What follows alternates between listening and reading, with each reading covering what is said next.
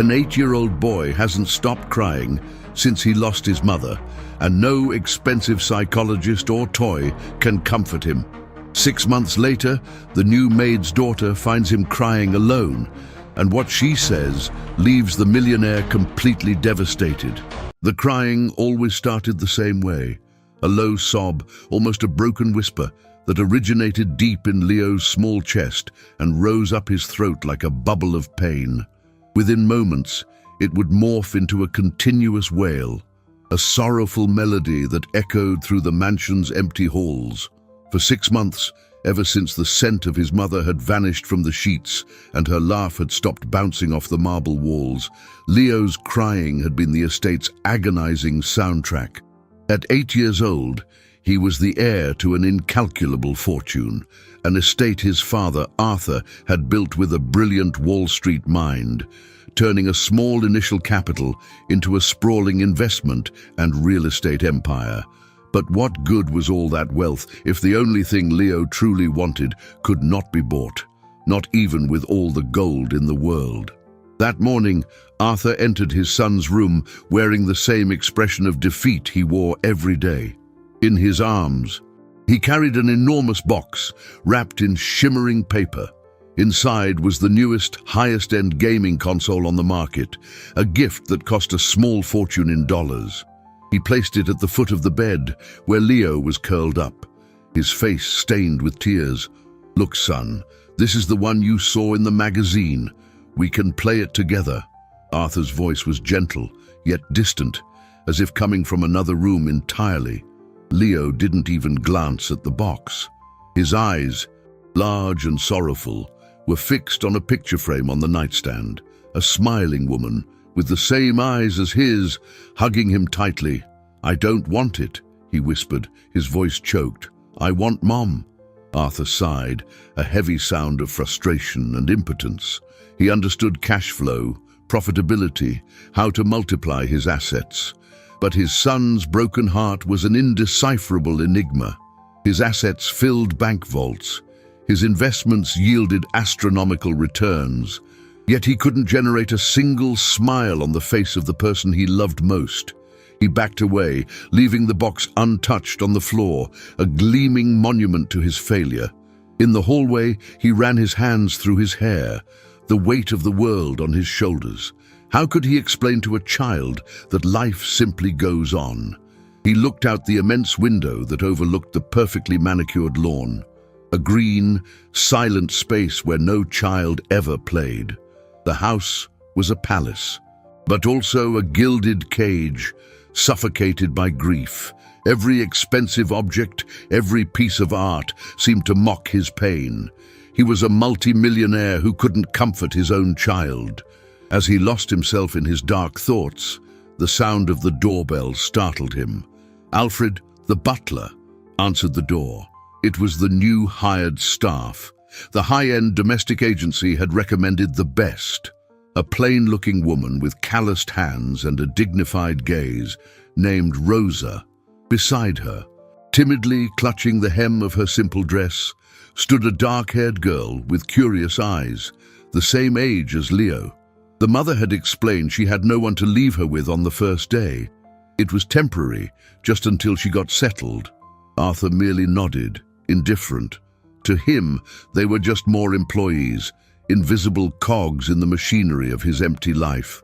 But when the heavy oak door closed, a sound reached the ears of the small visitor, a sound she knew all too well.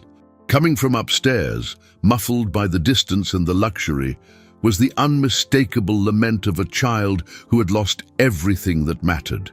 Lena looked up at the imposing staircase, and her small heart felt a pang of recognition, an immediate connection to the pain floating in the air. While Rosa received instructions from Alfred, the stern-faced butler, Lena remained by her side, a small ghost in a palace of silence. Her mother squeezed her shoulder with a grip that was both a warning and a plea for help. "Stay here, don't touch anything, and for God's sake, don't make a sound," Rosa whispered, her eyes pleading. For them, this job was more than a paycheck. It was the difference between making rent and facing eviction. The money they would earn here represented the stability they had so long sought. Lena nodded, her wide eyes absorbing every detail of this strange world. The floor shined so brightly it reflected her face. Stone angel statues watched her from shadowy corners, and the air had a clean, sterile scent, like a high-end gallery where everything is too expensive to touch. It was a house that held a fortune, but it didn't feel like a home. There were no scattered toys, no smell of baking pie, no overlapping voices of a family. There was only the echo of one's own footsteps, and that distant crying, which had resumed upstairs. Her mother began working in one of the vast salons, and Lena sat obediently on a small step near the kitchen, but the sound called to her. It wasn't the cry of a spoiled child or one in physical pain. It was a hollow, deep sound that seemed to come from the soul. She had heard it before, in her own small apartment, years ago, in the silence of the night, coming from her mother's room. It was the sound of profound longing. Ignoring the knot of fear in her stomach and the promise made to Rosa, Lena got up. Her bare feet made no sound on the oriental rug that covered the corridor. She followed the sadness, climbing the curved staircase as if guided by an invisible thread. Each step brought her closer to the epicenter of the house's sorrow. The crying grew clearer, more desperate. Finally, she reached a hallway with several closed doors. One was ajar. The soft light escaping the crack invited her to peek. Heart pounding, she crept closer and looked inside. The room was larger than her entire home. Expensive toys were piled in corners, untouched. An electric train set occupied an entire table, still. And on the rumpled bed was the boy. He was hugging the picture frame so tightly, his knuckles were white. His small body trembled with the force of his sobs. He wasn't just crying, he was utterly unraveling. Lena watched, not with pity, but with overwhelming empathy. She didn't see a rich boy surrounded by luxury. She saw a broken heart, an equal. She understood the language of that pain. She knew that no new toy or empty promise could fill the hole that absence leaves. She saw his loneliness, a solitude as vast as that mansion. As she watched him, paralyzed by that profound connection, the boy, in a fit of frustration and sorrow, grabbed a teddy bear beside him and flung it weakly against the opposite wall. The bear gently hit the wood and rolled onto the carpet, exiting through the door crack. It stopped exactly at Lena's bare feet. The soft sound of the toy on the rug abruptly silenced the crying. Leo lifted his head, and his tear-reddened, swollen eyes met the dark, quiet eyes of the girl standing in his doorway. The silence that settled between them was louder and more freighted with meaning than any sound that had ever filled that house. For a long moment, the universe seemed to hold its breath. Leo stared at the girl in the doorway, his body tense, prepared for the usual. The sugary words, the empty promises, the hesitant touch of an adult who didn't know what to do with his pain. But she didn't move. She said nothing. Her deep, dark eyes simply saw him, without judgment, without pity, only with a stillness that was both unnerving and strangely comforting. The tears on his face began to dry, leaving salty trails on his skin. He saw her faded dress, her worn shoes, and felt a pang of something that wasn't superiority, but a confused sense of injustice. How could this girl, who visibly lacked all the possessions that surrounded him, seem so whole? The contrast between the material wealth of his room and her simplicity was stark. He was drowning in a sea of luxury, yet he was suffocating in sadness. She seemed to have nothing, yet she stood firm. Lena felt the weight of his gaze. She also felt fear creeping up her spine, her mother's voice echoing in her mind. "Be invisible, Lena." But the pain in the boy's eyes was a magnet stronger than fear. She knew that if she turned her back now, she would be abandoning not just him, but a part of herself that understood that loneliness. Slowly, as if afraid a sudden movement might break the fragile spell uniting them, she knelt down. Her small, quick fingers touched the soft plush of the bear. She picked it up, holding it against her chest for an instant, as if asking the silent toy for courage. Then she took the first step inside the room. The carpet was so plush that her feet sank into it, a luxury she had never imagined. Each step was a transgression, a breaking of all rules. She could hear the sound of her own heart in her ears, a fast, anxious beat. Leo watched her approach, his body tensing again. What would she do? Try to force him to play? Say that everything would be all right? He clutched the picture frame tighter, his only anchor. But Lena didn't approach the bed. She stopped a respectful distance away, in the middle of the room, where the afternoon sunlight created a golden square on the floor. And then she did the most unexpected thing of all. With a silent grace, she sat on the floor, cross-legged. She placed the teddy bear carefully on the rug, exactly in the space between them. She didn't say a word. She just sat there, sharing the same air, the same silence, the same invisible pain that hung in the room. For the first time in 6 months, Leo felt he was not completely alone on his island of sorrow. He looked from the girl's serene face to the bear, and back to her. A sob escaped his lips. But this time it wasn't one of despair, it was of relief, and at that exact instant, an imposing shadow fell across the open doorway. Arthur's tall, austere figure appeared, his face twisted into a mask of shock and disapproval at seeing the housekeeper's daughter sitting on the floor of his heir's bedroom. Arthur's voice cut the air like an ice blade. "What is the meaning of this?" It wasn't a question. It was an accusation. His commanding presence filled the doorway, the shadow stretching across the floor, swallowing Lena's small figure. She shrank back, the warmth of the moment evaporating and leaving a chill of dread in its place. Her eyes widened, fixed on the hardened face of the man who owned everything around her, including her mother's fate. Leo, on the bed, hugged the picture frame to his chest, a fragile shield against the fury he felt emanating from his father.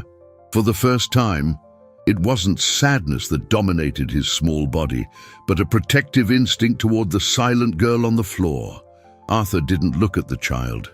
His gaze swept the scene with disdain, as if finding a pest in his immaculate garden. "Rosa!"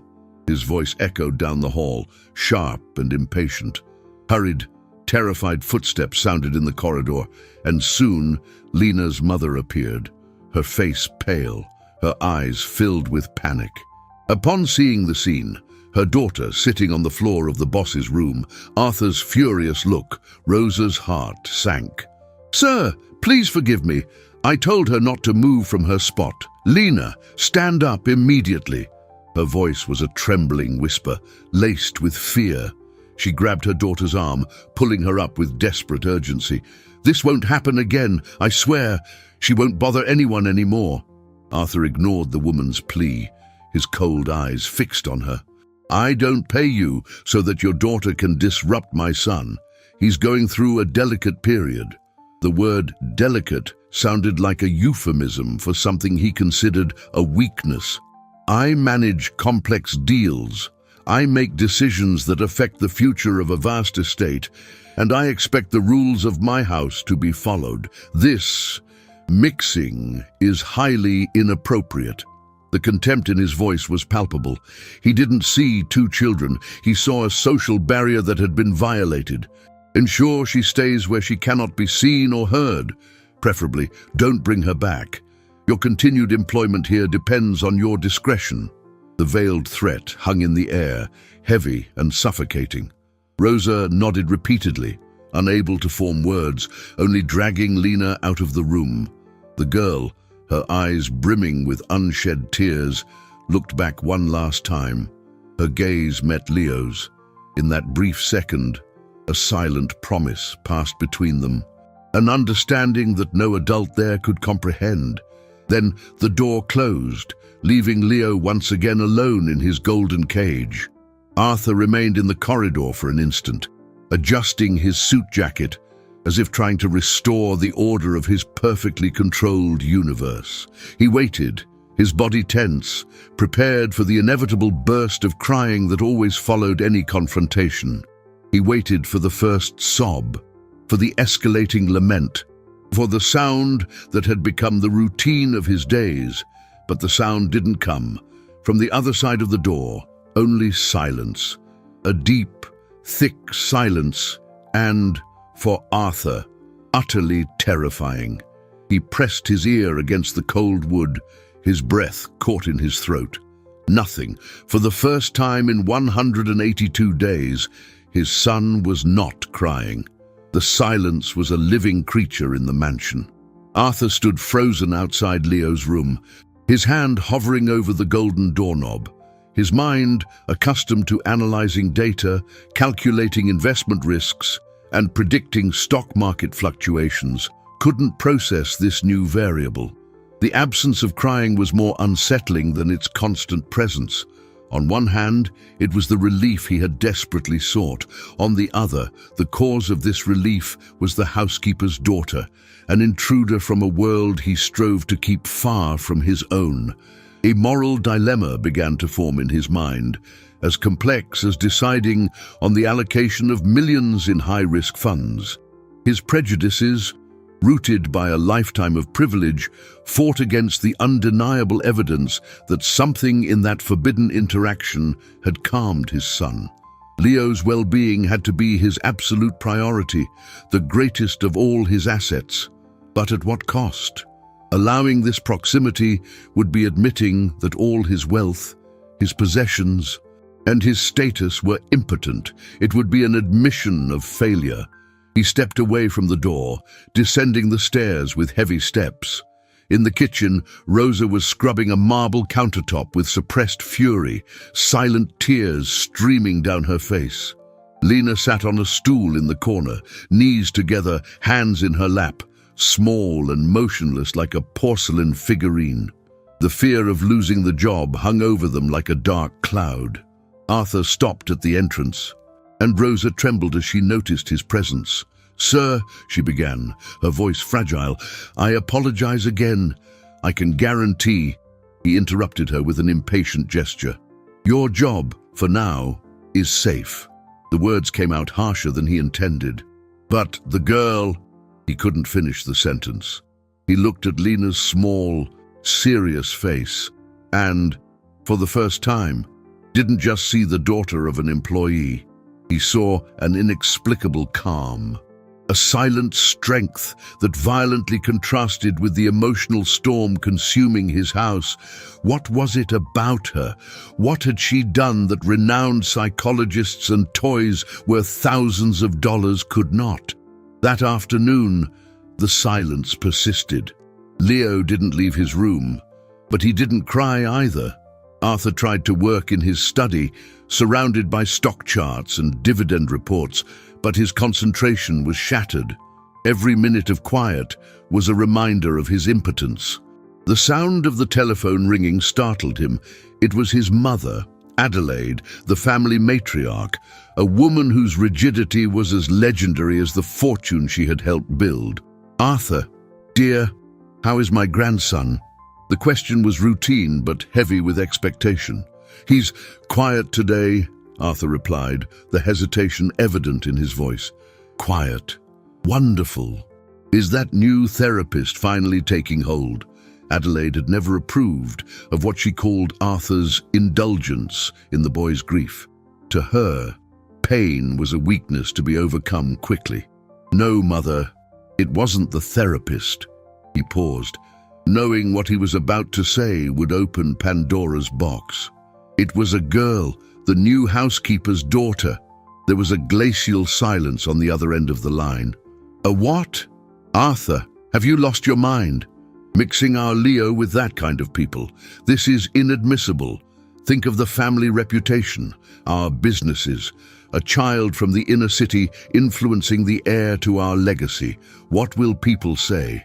Her voice was a whip, each word a blow to his already shaken confidence. The social pressure, which he had always deftly managed in the business world, was now turning against him in his own home. The threat was clear. Either he restored order, or his competence as a father would be publicly questioned. The conversation with his mother left a bitter taste in Arthur's mouth. Her words, "that kind of people," echoed in his mind, reinforcing the walls he himself had built around his life. The family reputation, the integrity of the estate, the public perception, these were the pillars upon which he had built his empire. Allowing an improbable friendship to shake these structures seemed too high a risk investment.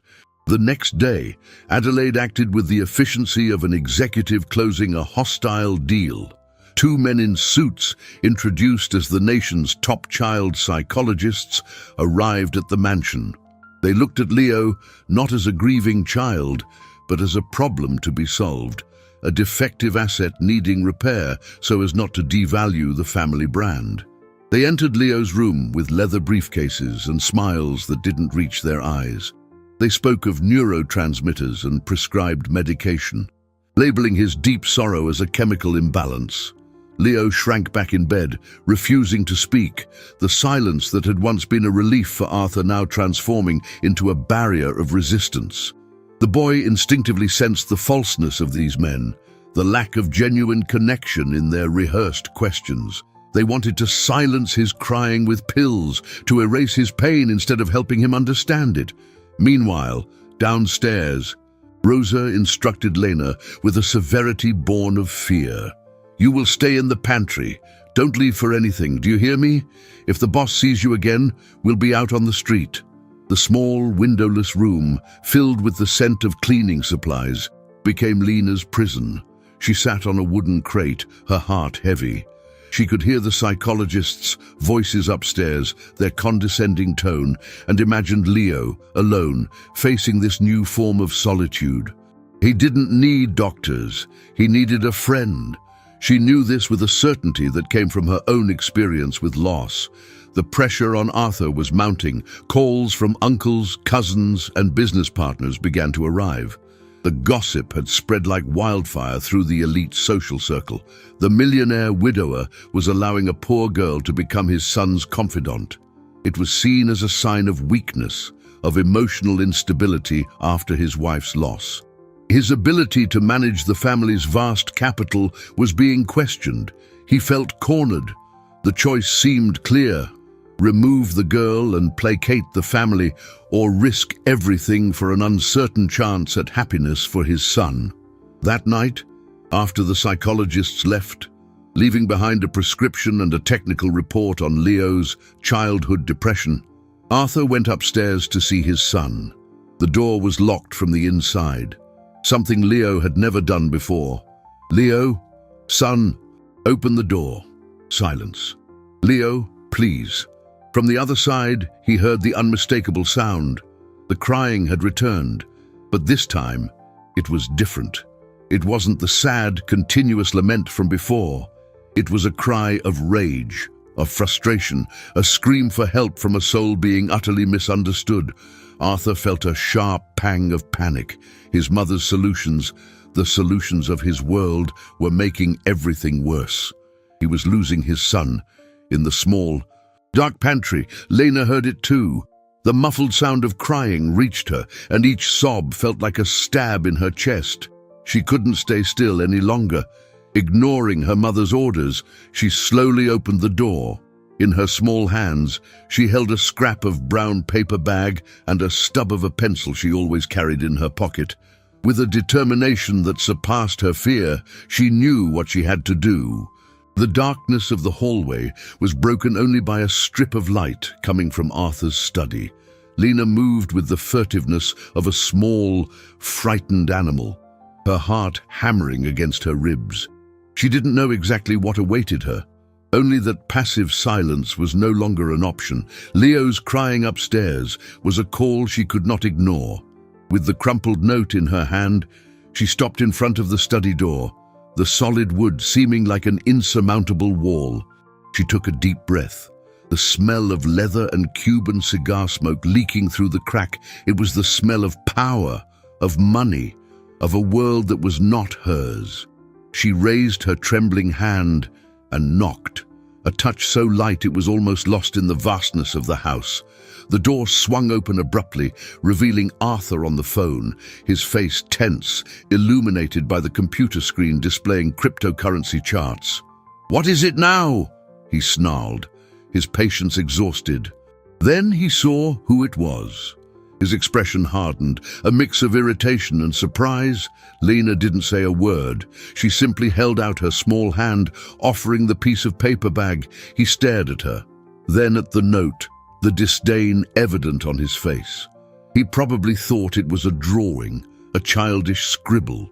He was about to dismiss her when something in her eyes stopped him. There was an urgency there, a seriousness that did not belong to an 8-year-old. With a sigh of impatience, he took the paper. The handwriting was uneven, the letters large and a little shaky, but perfectly legible. He began to read, his brow furrowed in concentration. "Sir," the letter began, "my name is Lena. I know you don't want me near your son. My mother said I could make her lose her job, but I need to tell you something. I hear Leo crying, and I know why he cries. It's not because he's sad, it's because he's afraid of forgetting." Arthur stopped reading, his heart leaping unexpectedly. How could this girl know that? It was a fear he himself felt, but buried under layers of work and responsibilities. He continued reading, the voice on the phone talking about stock returns, becoming a distant hum. "When my dad died, I cried a lot too. My mom cried in secret. People gave gifts and said it would pass, but it doesn't pass. You just learn to keep the missing in a warm place inside your chest. Leo doesn't need medicine. He needs someone who sits next to him and isn't afraid of the silence. He just wants to know he's not alone in his fear of forgetting his mother's smile. I lost my dad too. I understand." Each word was a small blow to his armor. He looked at the girl, who remained standing, her gaze fixed on the floor, awaiting the verdict. The simplicity and depth of those words struck him with the force of a revelation.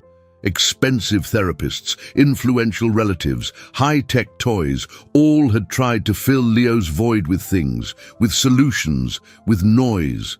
But this poor girl, with her faded dress and a scrap of paper bag, had diagnosed the wound with surgical precision. He, the billionaire, the master of business, had been so blinded by the need to maintain appearances and control the situation that he had forgotten the most fundamental thing: empathy. He had treated his son's grief as a liability on his balance sheet, something to be eliminated, not as a journey to be shared. His assets, his investments in gold and treasury bonds, his entire net worth in euros and dollars, they were all useless. The phone dropped from his hand, hitting the carpet with a dull thud. For the first time in a long time, Arthur looked at the housekeeper's daughter and didn't see a threat to his status. He saw the only person in the entire world who seemed to truly understand the pain that was destroying his family. Arthur's world, built on the cold logic of numbers, profit and net worth, cracked. The piece of paper bag in his hand felt heavier and more valuable than a gold bar.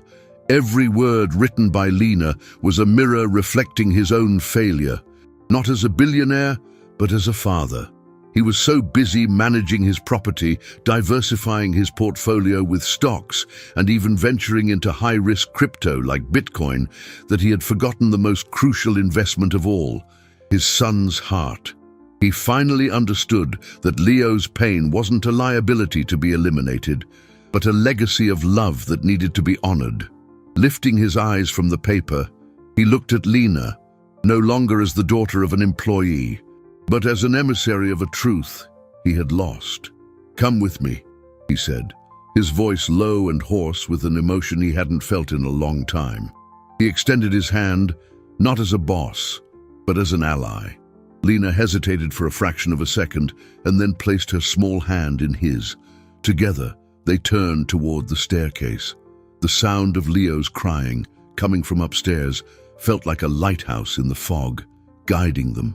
But before they could take the first step, A terrified figure emerged from the kitchen. Rosa, upon seeing her daughter's hand in the multi-millionaire's, her face drained of color. Fear, cold and visceral, possessed her.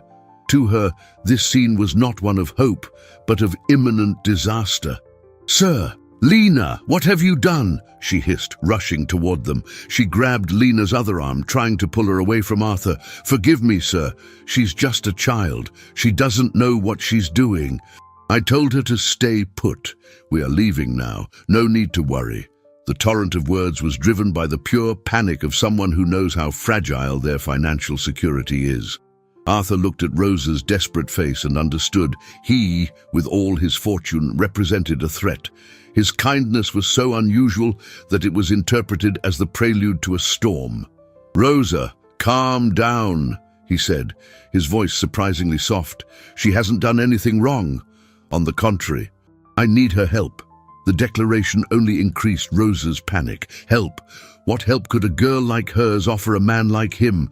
This could only be a cruel test. "No, sir. We don't want trouble.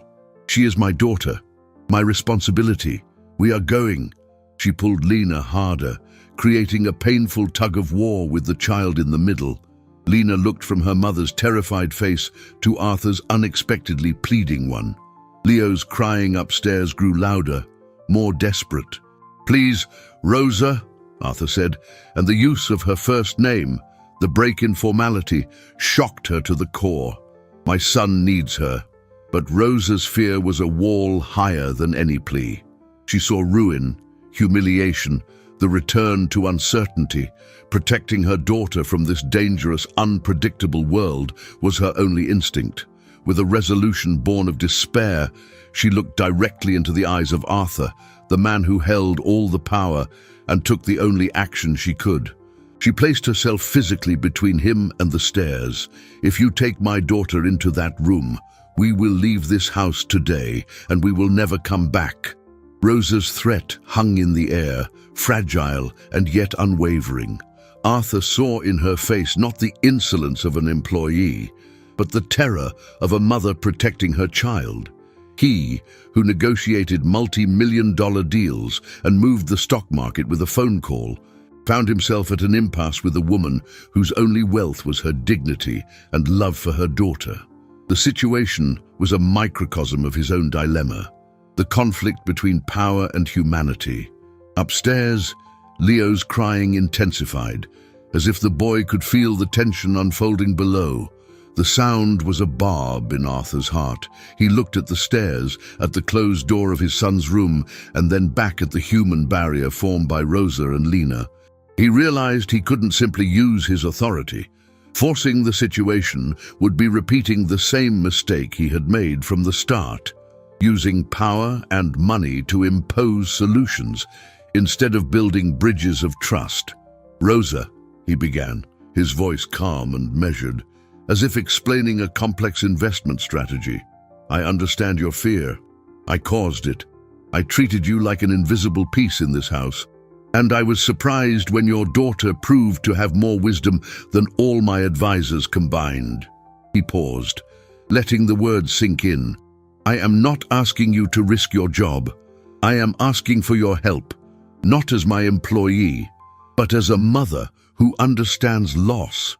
He looked at Lena, who observed the exchange with a maturity that haunted him. "Your daughter wrote something for me, something that made me realize how blind I have been." Rosa's face twisted in confusion and fear. A letter. What could Lena have written that would change this man's attitude? Was it a trap? At that exact moment, the sound of Leo's crying abruptly ceased, replaced by a dull thud coming from the room, followed by the sound of something breaking. A cold panic shot through Arthur's veins. "Leo!" he shouted, the veneer of calm crumbling. Paternal instinct overcame any negotiation. He bypassed Rosa, who was paralyzed by the sound, and ran up the stairs, 2 steps at a time. Lena, released from her mother's grip, raced behind him, her small feet barely keeping up. Rosa, left behind, was torn between the fear of following and the terror of staying. What was happening? Arthur wrenched the doorknob of Leo's room, but the door was locked. "Leo, open the door! Son, talk to me!" Silence. Only the sound of his own ragged breathing. The fear that gripped him was different from any financial risk he had ever faced. Losing money was recoverable. Losing a son was the end of everything. "Lena, stand back!" he ordered, and with a force born of pure desperation, he slammed his shoulder against the door. The wood splintered.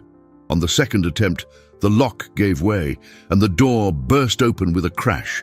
The scene that greeted them was one of desolation. Leo was not physically hurt. He stood in the middle of the room, next to the overturned nightstand. On the floor, amidst shards of glass, lay the picture frame of his mother. The broken glass scratched the smiling image of the woman they both loved. The boy stared at the destroyed photo, his body trembling, his face pale, his eyes wide not with sadness, but with a silent horror. He wasn't crying. He had passed the point of tears. He was in a place of pure, silent devastation. Upon seeing his father in the doorway and Lena right behind him, his lips trembled, and he whispered a single sentence that broke Arthur's heart into 1,000 pieces. "I broke her. Now she's going to disappear forever." Leo's words hung in the air, weighted with a terrifying, childlike logic. To him, the photograph wasn't just an image, it was his mother's very presence, a talisman against forgetting. And now, it was broken. Arthur stood frozen in the doorway, his chest squeezed by a pain so acute it stole his breath. All his assets, his investments in gold and treasury, his entire fortune seemed useless, reduced to nothing before that simple, profound tragedy. He opened his mouth to say something, to fix it, to promise to buy a new frame, the most expensive, the most beautiful. But the words died in his throat. He knew that any material solution would sound like an insult to his son's pain. It was Lena who moved first. With a delicacy that contrasted with the tension in the room, she entered, her bare feet carefully avoiding the shards of glass. She didn't look at Arthur or Leo. Her eyes were fixed on the damaged photo on the floor. She knelt down, the hem of her simple dress brushing the splinters.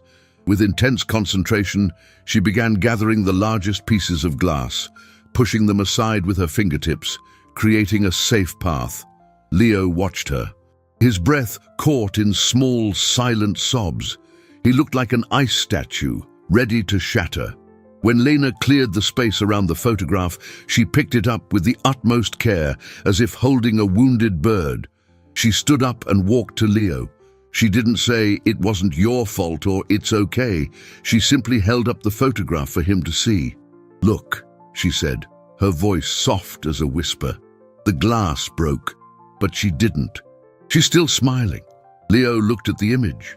His mother's face was intact, the smile still shining through the photographic paper.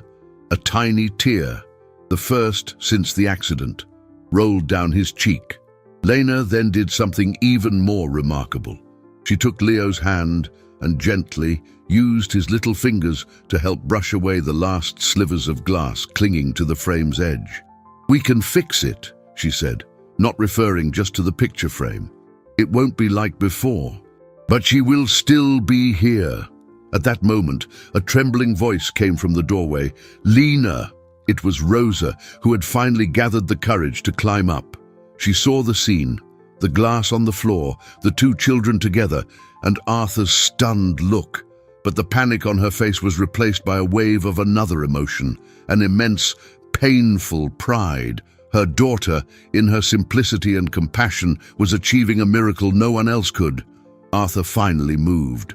He entered the room, kneeling beside the two children, becoming part of the small circle of healing. He looked at the photo in Lena's hands, and for the first time since his wife's funeral, allowed himself to feel the fullness of his own pain, not as a weakness to be hidden, but as a testament to his love. "She's right, son," he said, his voice choked. "We can fix it, together." And then a sound interrupted the tender moment. The insistent, authoritative ring of the front doorbell. Alfred, the butler, appeared in the doorway, his face a mask of concern. "Sir, It's your mother, and she's not alone. Your uncles and cousins are with her. It looks like an intervention." The word intervention dropped like a stone into the room's fragile silence. Arthur felt a wave of cold rush down his spine. His family. Now, the gear of the social machine he so valued was moving against him, coming to reclaim the control they judged he had lost. He stood up, the moment of connection with Leo dissipating like smoke. His initial instinct was the usual: protect the image, manage the crisis, present a facade of order. He looked at Rosa and Lena, and the harsh reality hit him. Their presence here was the fuse for this visit. They were the proof, in his family's eyes, of his supposed insanity. "Rosa, take Lena to the kitchen, quickly, and please." "Stay there," he said, his voice tense, returning to his commanding tone. He wasn't banishing them out of shame, but out of a protective instinct. He knew the cruelty his mother was capable of when she felt the family's status was threatened. Rosa nodded, fear returning to her eyes. She took Lena's hand, who looked at Leo with reluctance, as if fearing that by leaving, the magic would break. Leo grabbed the hem of her dress, a silent gesture of plea. "Dad," he whispered, his voice filled with a new anxiety. Arthur knelt in front of him. "Son, I need you to stay here in the room for a bit. It's going to be fine. I promise." He took the broken photo from Lena's hands and carefully placed it on Leo's bed. "We will fix this later." He kissed his son's forehead and stood up, his face transforming into the impassive mask he wore for the most difficult board meetings. He descended the stairs, each step a pace toward a battlefield. In the entrance hall, his family was gathered, Adelaide, his mother, in the center, regal and glacial, his uncles, men whose opinions held sway on his corporate boards, and his cousins, who saw Leo's inheritance as part of their own financial future. They looked at him not with concern, but with the appraising gaze of creditors about to call in a debt. "Arthur," Adelaide began, her voice cutting, "enough of this madness. We were informed that you dismissed the psychologists and continue to allow unsuitable people to influence your son." His uncle Robert, a man whose fortune was built on ruthless deals, stepped forward. "Arthur, this isn't just about Leo. It's about the stability of our portfolio. Rumors are circulating. They say you are emotionally unstable. This affects investor confidence, the value of our stocks. You are risking decades of work for a sentimental whim." It was a coordinated attack, a corporate maneuver to retake control of an asset they deemed mismanaged, him and his son. They spoke of Leo not as a grieving boy, but as a future CEO receiving inadequate training. The presence of Lena and Rosa, even hidden, was the symptom of a disease they wanted to eradicate. "What do you intend to do?" Adelaide asked, the final question of an ultimatum. "Will you listen to us? Act like a man of our position? Or will you continue with this sentimental farce and force us to take more drastic measures to protect the family's interests?" The choice was laid before him, clear and brutal. It was his legacy, his businesses, his position in the world against his son's fragile, newfound happiness. The future of his vast financial empire depended on his answer, and he knew, with devastating clarity, that any path he chose would lead to an irreparable loss. The air in the living room grew heavy, dense with the weight of unspoken expectations and veiled threats. Arthur looked at every face present, faces he had known since childhood, linked to him by blood and by balance sheets. He saw the greed in the cousin's eyes, the calculating concern of the uncles, and the icy determination of his mother. They weren't there to save him. They were there to save themselves. To protect the cash flow, the dividends, the inheritance. He was the CEO of their own lives, and they were convening an emergency board meeting to remove him from the position. For an instant, the old Arthur, the master of the financial universe, almost took control. He could placate them with promises, present an action plan, ensure the public image remained spotless. He could fire Rosa, banish Lena, hire a new team of therapists, and suffocate Leo's pain under a blanket of forced normalcy. It would be the smart play, the most logical business decision. It would maintain his status, his wealth, and the peace or absence of war in his family. But then, an image invaded his mind. Leo's face, pale with horror, looking at the broken photo, and Lena's soft voice saying, "The glass broke," but she didn't. In that moment, he understood something fundamental about value. His whole life had been dedicated to accumulating assets, to increasing his net worth. But what was the true value of his son's smile? What was the return on investment for empathy? These were currencies that couldn't be traded on the stock exchange, but which, he now realized, were the only ones that truly mattered. He took a deep breath. Not the sigh of a defeated man, but of a man who had finally found his center. He looked directly at his mother. "I appreciate everyone's concern for the businesses," he began, his voice calm, but with a new timbre of unshakable authority. "But you seem to be confusing my home with a boardroom and my son with a product line." A murmur of shock rippled through the group. Adelaide glared at him. "Don't be insolent, Arthur." "Insolent," he countered, a sad smile touching his lips. "No, Mother. For the first time in a long time, I am being honest. I almost lost my son. Not to an illness, but to silence, to loneliness, to the idea that his pain was an inconvenience that needed to be managed." He gestured, encompassing the luxurious room. "All of this," he said, "all this wealth, couldn't do what an 8-year-old girl, with nothing but a compassionate heart, did in 5 minutes. She didn't try to fix him. She just sat with him in his pain." "This is ridiculous sentimentality," spat Uncle Robert. "We are talking about an empire." "No," Arthur corrected. "You are talking about an empire. I am talking about my son, and the decision has already been made." He walked toward the hallway, his spine straight. "Rosa, Lena, please come here." The panic on his family's faces was palpable. Rosa and Lena appeared at the entrance to the room, shrinking back, like 2 deer before a pack of wolves. Arthur went to them and, to the horror of all present, placed a protective hand on Rosa's shoulder and another on Lena's head. He turned to face his family, his clan, his business partners.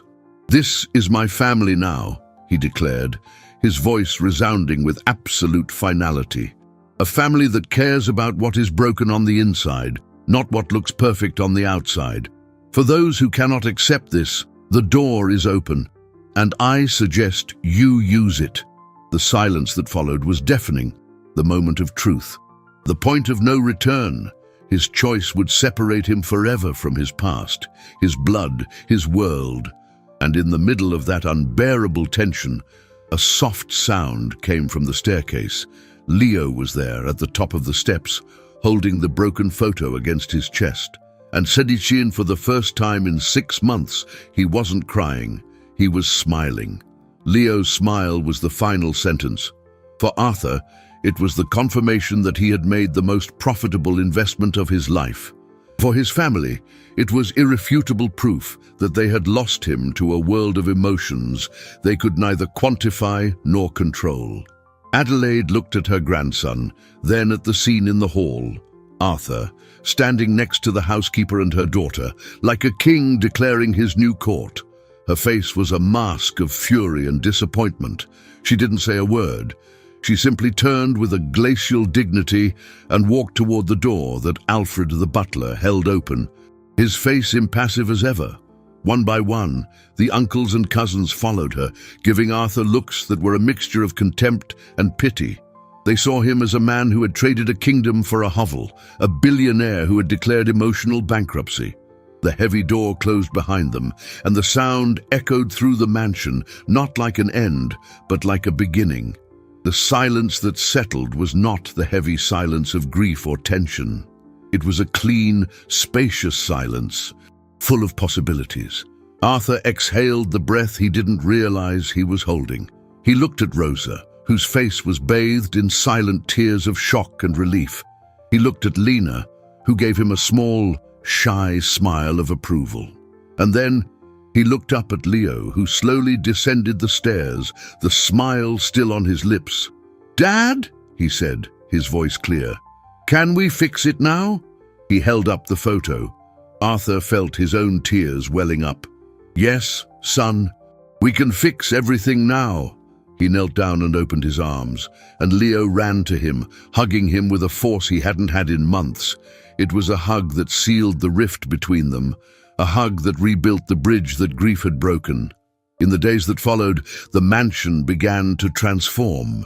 Arthur formally invited Rosa and Lena to move into one of the house's guest wings, not as employees, but as part of the family.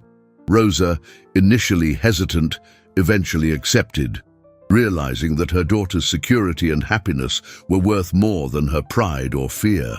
For the first time, the impeccable garden heard the sound of children's laughter. Leo and Lena ran across the grass, inventing imaginary worlds among the rose bushes, their voices filling the void that had once echoed with weeping. Arthur's first victory came quickly. Leo was a child again. He still had moments of sadness, days when the longing for his mother tightened its grip. But now he wasn't alone. He had Lena to sit with him in silence, and he had a father who had learned to listen with his heart instead of his checkbook. Arthur discovered that the real cash flow that mattered was that of affection. He began working less, delegating the management of part of his fortune, being present for breakfast and bedtime stories. He and Rosa developed a friendship based on mutual respect and a common goal: to give their children the childhood they deserved. They talked in the kitchen, sharing stories of their deceased spouses, finding solace in shared pain. The second victory was mutual healing. Leo, with his sensitivity, helped Lena open up, to talk about the father she barely knew, but whose absence had shaped her life. And Lena, with her quiet strength, taught Leo that resilience didn't mean forgetting, but carrying love forward. Together, they fixed the picture frame with glue and tape. It wasn't perfect. The cracks in the glass were still visible, but they decided to leave them that way, as a reminder that things can be broken and still be beautiful and whole. It was a symbol of their new family. Imperfect, improbable, but undeniably real. 6 weeks after that first silent meeting in Leo's room, the mansion was unrecognizable, not in its structure, which remained opulent and grand, but in its soul. Where once a funereal silence reigned, life now pulsed. The smell of waxed furniture mixed with that of freshly baked cookies by Rosa, and the muffled sound of sobs had been replaced by the echo of 2 children running through the corridors, their laughter the melody that had healed the wounds of that house. Arthur sat on the back porch, watching Leo and Lena in the garden. They had built a fort with old sheets and branches and were now staging a grand adventure. Seeing his son covered in dirt with a genuine smile on his face was a greater profit than any dividend his stocks had ever yielded. He had learned that true wealth was not stored in vaults or invested in Bitcoin. It was in those fleeting moments of pure joy. The loss of his extended family had been painful, a social liability he had to accept. But the gain in his personal life was incalculable. He had traded a business inheritance for a legacy of love.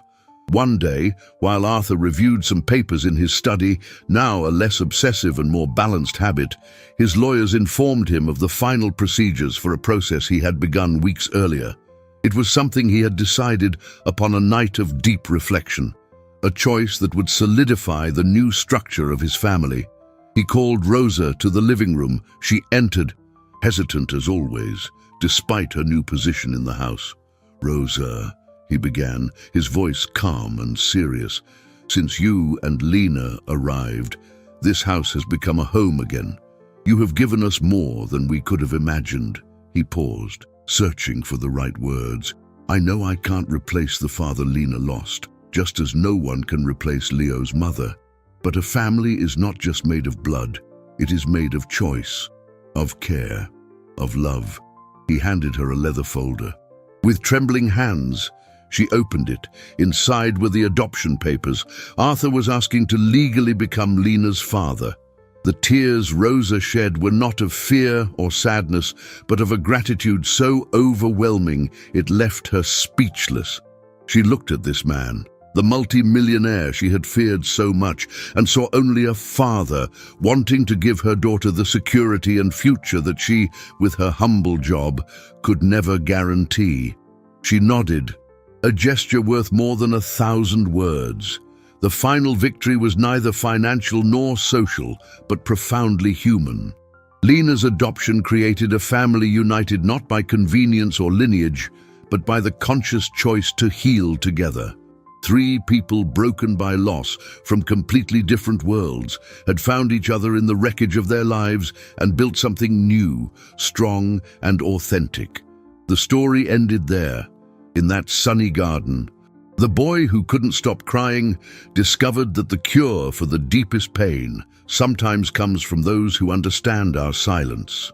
The poor girl who dared to cross an invisible barrier proved that empathy is the most valuable asset in the world.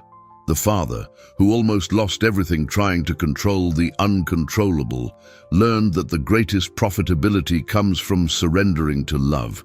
And the mother, who feared the power of the wealthy, discovered that her daughter's courage was the greatest fortune she could possess. The mansion that was once a tomb of luxury was now a vibrant home, proving that from the deepest grief, the most beautiful and improbable of families can be born.